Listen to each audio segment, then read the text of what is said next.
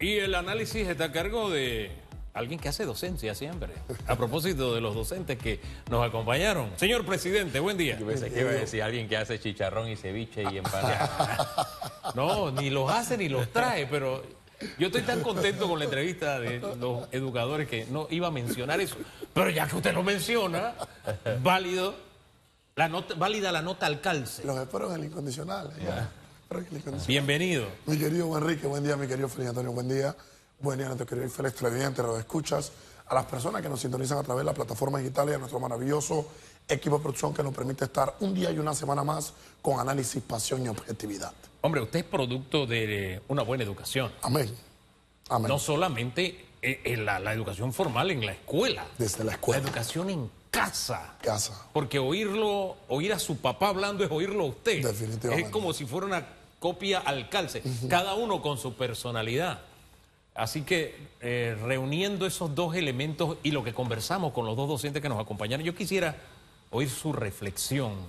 Porque, mire, lo que no podemos perder es el optimismo y la gana de avanzar, de seguir adelante. Total. Y la educación es clave para eso. Siempre señalo, calcando o copiando un poquito a Platón, uno de los más grandes de la historia en el mundo de la filosofía. Cuando Platón decía, oye, mira, es que soñar es la única herramienta o el único alcance o lo único que separa y distingue al despierto de aquel que ya no se puede levantar. Y sin duda alguna, todos los seres humanos, creo yo, cuando nos levantamos día con día, nos levantamos con un ánimo, con una intención, con un deseo en querer avanzar. Porque la única forma de que un país camine, la única forma de que un país avance, de que se construya una nación, parte decididamente por el crecimiento de sus individuos. Y es que el crecimiento de un individuo recae directamente en el crecimiento de una familia. Cuando una familia crece, esto recae directamente en el crecimiento de una sociedad. Y cuando la sociedad se encuentra en un constante avance, en un constante crecimiento, pues claramente esto implica el avance intrínseco de una nación. ¿Y cómo se da esto? Con una sola base. La educación es sin duda alguna la única oportunidad, es el único medio, se convierte en la única herramienta que tenemos para poder procurar aquello en mejorar como personas, mejorar como individuos, mejorar como profesionales, y debemos reconocer un factor determinante. Todos los que somos profesionales nos debemos sin duda alguna a un proceso educativo, nos debemos sin duda alguna a docentes, donde creo yo está una de las mejores profesiones que nosotros podemos tener en la vida. Por eso en ocasiones ver a algunos maestros que pretenden aspirar más a un tema de cierres, a un tema de huelga, a un tema de no voy a trabajar, a un tema de no me importa, a un tema de no darle la relevancia o la importancia directa que requieren los jóvenes, que requiere la educación, pues golpea. Máxime cuando nosotros vivimos en un país que tiene anualmente muchos días libres, que tiene muchos días feriados, que al mismo tiempo con este tema sabemos que tenemos un decrecimiento o una falta de avance con los temas de las instituciones educativas, entiéndase de las escuelas, hay problemas de agua, razón por la cual no se puede ir, hay problemas de infraestructura, razón por la cual no se puede ir, problemas que van naciendo por el propio desarrollo del año lectivo, del año educativo, y al reunirse, pues vemos que en ocasiones, año tras año, se pierden muchas clases, se pierde sin duda alguna una oportunidad, y un día de clase perdido se convierte, mi querido Félix y mi querido Hugo Enrique, en meses, sin duda alguna, de afectación. Tristemente una afectación que no se ve en tiempo presente, sino que va calando en el futuro, que da como consecuencia quizá a una pésima, a una mala o a una no debida educación, a una no debida formación que reciben algunos estudiantes. Entonces nosotros debemos de canalizar nuestros esfuerzos a priori en estas herramientas, en esta medida, en este camino.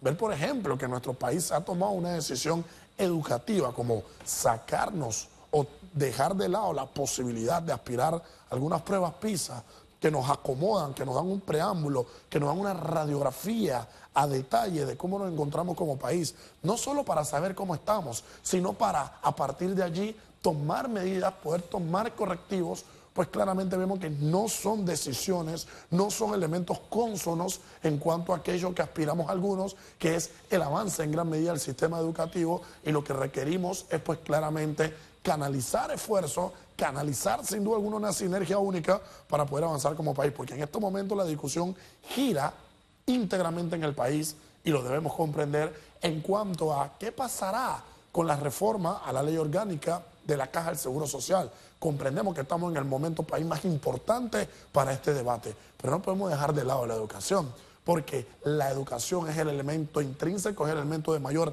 relevancia y trascendencia en una nación para su crecimiento, y pues claramente la apuesta, el compromiso y el aporte de granito de arena debe estar destinado en impulsarla, en acrecentarla y en no afectarla en ninguna medida y en ningún sentido. ¿Un educador protestando también está educando? Entonces le pregunto porque es una de las frases de algunos educadores. Yo, como siempre, siendo de derecha y estando en una óptica liberal, estoy a favor de la protesta, estoy a favor del derecho a la huelga, siempre y cuando esta, desde un rol docente, no afecte directamente a los estudiantes y tampoco afecte a la educación. Porque si yo como docente quiero llevar un movimiento, quiero manifestarme, quiero pronunciarme, debo encontrar los canales correctos para poder exigirle al gobierno en turno, oye, mira, ustedes nos están afectando, ustedes nos deben, y yo en mi tiempo libre o yo en esta oportunidad me pronuncio ante ustedes. Pero miren, gobierno, aún ustedes no dando el ejemplo, nosotros no vamos a dejar que el proceso educativo se afecte y seguimos cumpliendo. Aunque ustedes estén en un incumplimiento, nosotros seguimos cumpliendo. Y no es lo que ocurre. Gran parte de los docentes a priori creen que protestando, pues realmente les están dando alguna especie de afectación al gobierno. Y esto no es así, porque el gobernante en turno, el político en turno, está realizado, está hecho. Y quien se afecta es de lo que tanto nos jactamos, el futuro, los jóvenes, quienes van a gobernar, quienes van a liderar, y dejamos en tiempo presente de alimentarlos de aquella casta que requieren para poder gobernar y liderar en un futuro. Fíjese que yo ubicaba el tema de mucha dirigencia docente en el plano ideológico, que en Panamá tiene un propósito que, claro, como estamos en democracia, es viable, es aceptable y es normal que la tengan. Así sea que propugnen por un sistema donde usted y yo no vamos a tener derecho de absolutamente nada. Es un sistema donde yo creo que el mejor ejemplo de cómo funciona es que en ese gobierno de los trabajadores o gobierno del pueblo, cuando funcionó en Polonia, fue precisamente un sindicato el que acabó con ese gobierno. Definitivo. Porque no funciona, simplemente ese esquema no funciona. Pero en nuestra democracia se tiene derecho a tener esa corriente ideológica o de pensamiento. Así Insisto, donde ellos toman el poder, no se tiene derecho a pensar de forma diferente. Eso hay que aclararlo. Totalmente.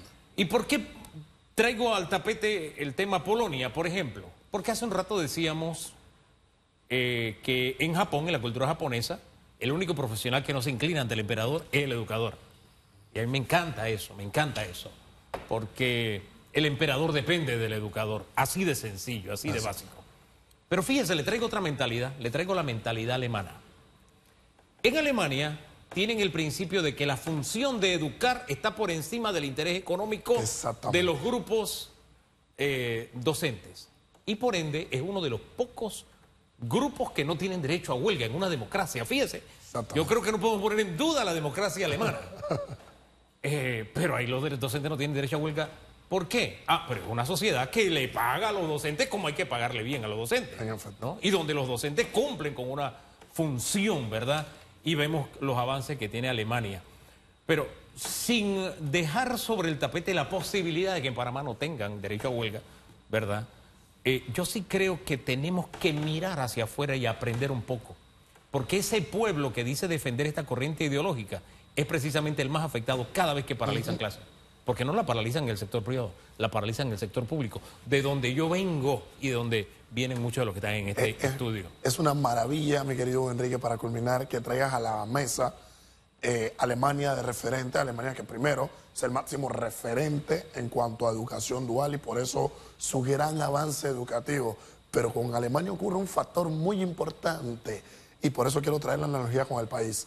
Los alemanes tuvieron que enfrentar una catástrofe, entiéndase, una guerra mundial, estar a la punto de casi desaparecer para decir, oye, segundito, nosotros necesitamos darle importancia a la educación.